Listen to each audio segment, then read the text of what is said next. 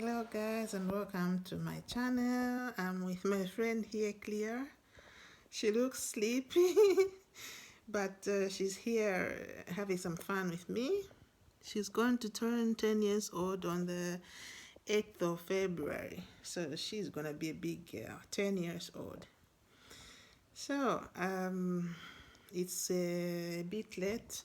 She likes to sleep earlier, but I've kept her awake so that you guys can meet her. She's a nice, sweet dog and very humble. Look, come. She understands mostly Swedish words. Nej, du ska inte lämna, kom. Du ska inte lämna mig. Sit. So I speak to her in Swedish. She's very humble, as you can see. And, she's not a troublesome dog like others.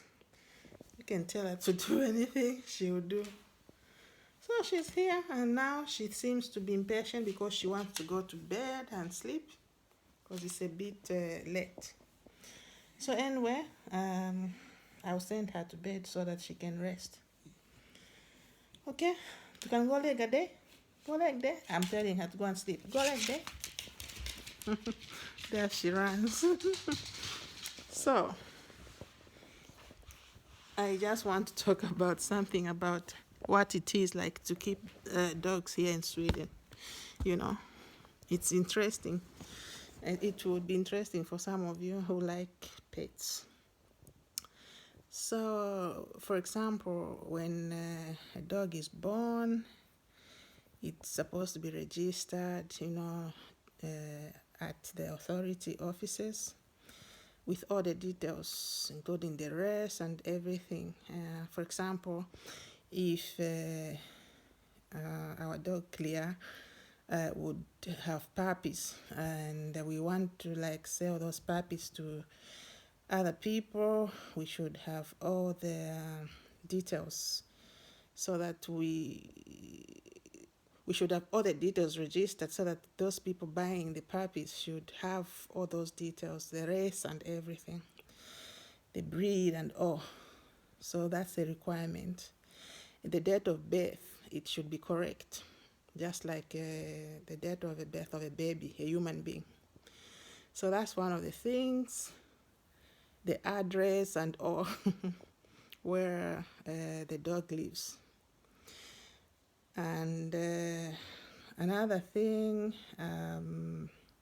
if one wants to buy a dog,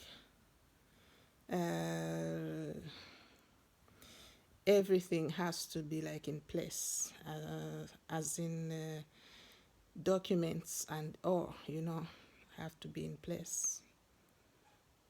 And it's very important that the one buying a dog, if say Clear, our dog has puppies and we are selling puppies, it's important for the people buying those puppies to insure them so that in case of any problems, they are insured. It could be health insurance, or even when they cause some damage. Let's say they bite another person, everything should be covered in the insurance policy like that. So that should be done by the owner. It's optional, but it's very, very good and recommendable to do that.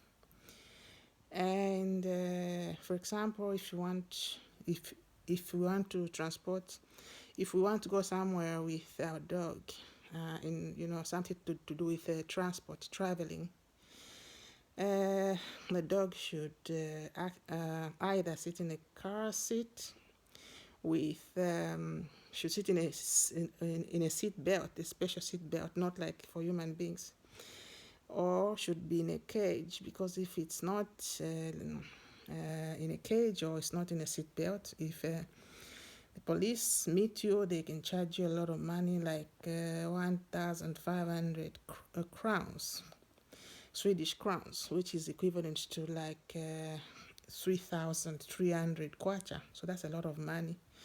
So one is supposed to follow those rules and laws of keeping pets like dogs. And for example, the way we keep clear. Our dog here at home, one is not allowed to leave the dog alone for more than 5 hours. Of course, one is not even allowed to leave the dog alone, but you can leave it alone for 5 hours, but not more than that. If you are reported, maybe the dog starts barking indoors and the neighbors report, you can end up in a very, very serious complications. And the dog might be even gotten from you, you know. So one has to follow those. In case one wants to travel, for example, if we decide to travel to Zambia, we have to make sure that we find someone who's going to take care of the dog. And if it means we have to pay that person, we have to pay that person. Or if we have to find another alternative, it would be taking the dog to the dog hotel. There are dog hotels where you can leave a dog for as long as you want, and you pay for them, you know, to live there and be taken care of. Or if you have relatives and they are not busy, because having a dog at home is just like having a child, you can do that. You can leave it with your relatives if they accept. Otherwise, there are always alternatives like dog hotels, as Edia said. So it's just like that. You cannot leave the dog roaming about the streets and picking food on the net. It's not allowed. So one has to take responsibility of a dog, just like one takes responsibility of a child. The other thing is it's recommended by law that the dog gets like 6 times walks per day. You know, it needs some fresh air and all to just to be outside.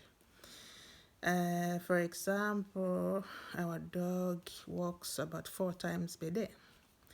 In the morning around 6 and around 12, around 6 in the evening, and then the last is around 10 in the evening. You take the dog outside so that it doesn't stress, and you take it to pee or to empty the bowels. And when it concerns emptying the bowels, you have to have special plastic bags, small plastic bags. When the dog empties the bowels, you as the one walking the dog or the owner have to pick that poo. Pick it, you know, in a certain way. You don't need to touch the poo. Pick it and tie it and throw in the waste bins that are all over the streets. If you don't do that, you would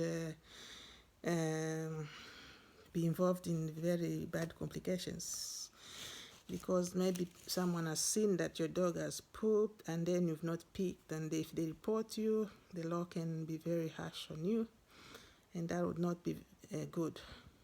So you have to pick when the dog poops, no matter how many times. You have to pick. It doesn't matter where, but you just have to pick the poop. You don't leave it like that. And you throw it in the waste bins, which are all over the place.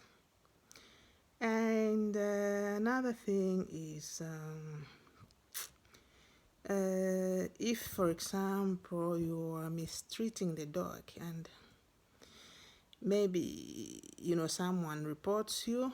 If I give an example, maybe you are beating the dog with a big stick or a stone, and you are the owner, or you're not even the owner. It doesn't matter, you're the owner of the dog or not.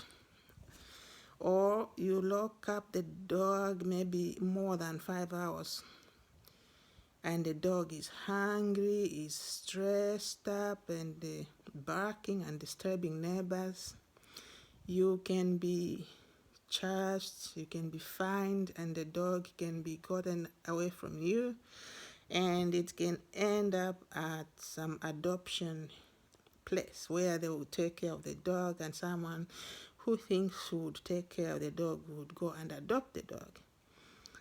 So you're supposed to take very good care of dogs just as you take care of children at home. Yeah, so and when you're taking the dog for walks, you have to have the dog tied in a leash in the neck so that it shouldn't be running up and down, disturbing the traffic and all. So those are some of the things that I found interesting. And when you know that if you know that you are not ready to have a pet, if you're not ready to have a dog, don't ever think of owning a dog or any other pet, because even if they don't talk, they're animals, but they also are covered in the laws, and you can end up even being locked up for mistreating them. So plan well. If you don't need a pet and you have no time, no patience, please don't just. You have to be ready just as you are ready to have a child. So with these few words, I'm sure you've learned one or two things. And it's getting late now, and I say thank you for watching this short video about how it is to keep a dog in Sweden as one of the pets. So I say good night to you all, and thank you for watching. Have a pleasant night. Bye-bye.